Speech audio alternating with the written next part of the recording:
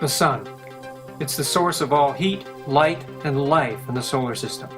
It seems an obvious question to ask. Does the sun have something to do with climate? The answer is, of course, yes. It's absolutely central. But a more useful question to ask might be, does the sun have anything to do with the unequivocal warming of the last 100 years? Here, scientists can give us some answers. Our technology is very sophisticated in this area, and solar activity has been accurately measured using both ground and space-based systems for decades, and no change in solar output has been detected that could be responsible for the observed global warming, especially in the last 30 years. Moreover, when we look at the way the atmosphere is warming, there seems to be a pattern.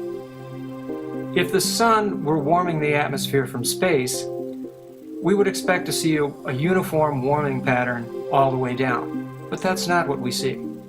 In fact, what we observe is the troposphere, the lower part of the atmosphere that we live in, seems to be warming.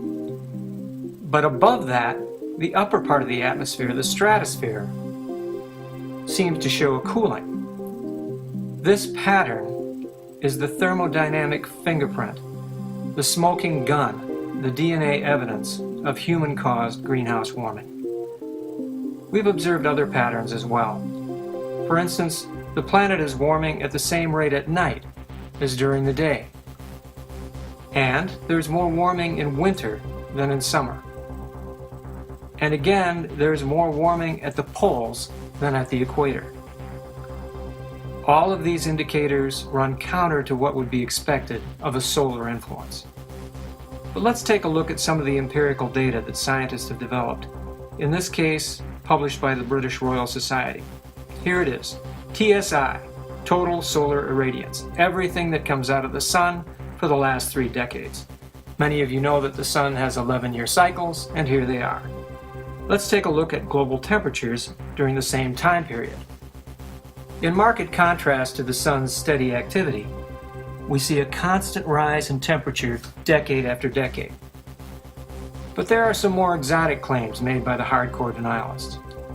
Here's a clip from my favorite piece of climate denial pop culture, The Great Global Warming Swindle, which claims to be the ultimate debunking of all things related to climate change, but has been a goldmine for folks like me.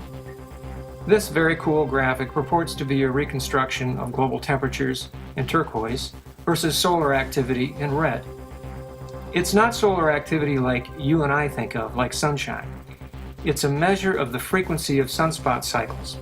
And there's an arcane theory involving sunspots, cosmic rays, and atmospheric particles that is said to influence climate. The film was shown not long ago on Australian TV, and the producer was interviewed in relation to this graph.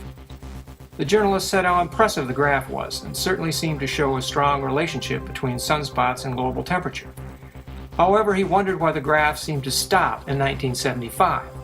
The producer did not have a satisfactory answer, so our intrepid journalists went to the leading databases and filled in the remaining 3 decades. And when you do that, you'll see why they clipped the graph at that point. Because the supposed relationship completely breaks down for the last 30 years. It's called cherry picking, taking the piece of data that supports your theory and leaving the rest out. And you find it in the climate denialist literature over and over and over again. In fact, the most recent study we have on the sun's relationship to climate comes from NASA and the U.S. Naval Research Laboratory. And the results are very clear. The sun, if anything, contributes a very slight overall cooling over the last 25 years. And none of the natural processes can account for the overall warming trend in global surface temperatures. In future installments, we'll talk more about the sun, the other influences on Earth's climate, the way they work together, and the way man's influence has affected them in recent centuries. Keep coming back to the Climate Denial Crock of the Week for the very best explanation of what real science and real scientists have to say about the changing state of our planet. Keep sending in your comments, and thanks for listening.